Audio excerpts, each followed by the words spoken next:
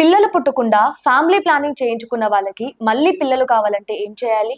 So, family planning చేసుకున్న వాళ్ళకి మళ్ళీ ప్రెగ్నెన్సీ పొందడానికి టోటల్ 2 ఆప్షన్స్ ఉంటాయండి. ఫస్ట్ వచ్చేసి మళ్ళీ ఈ ట్యూబ్స్‌ని కుట్టించుకోవడం. దాన్ని ట్యూబల్ రీకెనలైజేషన్ అంటాం. ఇది ఎప్పటినుంచో జరుగుతున్న ట్రీట్మెంట్. దీంట్లో సక్సెస్ రేట్స్ చాలా తక్కువుంటాయండి. అండ్ సర్జరీ చేసిన తర్వాత కూడా చాలామంది ఫెయిల్యూర్ అంటే మళ్ళీ ట్యూబ్ టెస్ట్ చేసుకోవడం, బ్లాక్స్ కనపడుతూ ఉంటాయి.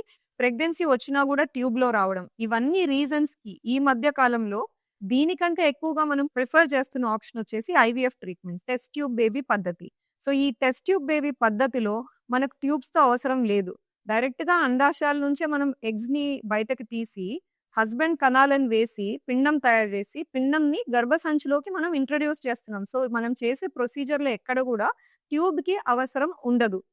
ఎవరు అందరికీ ఐవీఎఫ్ఏ చేయాలా? అంటే నేను చెప్పే ట్యూబల్ రీకెనలైజేషన్ వెళ్ళకూడదా అంటే కొన్ని పర్టిక్యులర్ ఇండికేషన్స్ అండి. మీకు ఫ్యామిలీ ప్లానింగ్ అయ్యి 4 ఇయర్స్ కంటే ఎక్కువ దాటిపోయింది. లేదా మీకు ఈ ఫ్యామిలీ ప్లానింగ్ సర్జరీ సిజేరియన్ టైమ్‌లోనే జరిగిపోయింది. పామరాయిస్ అన్న టెక్నిక్ ద్వారా.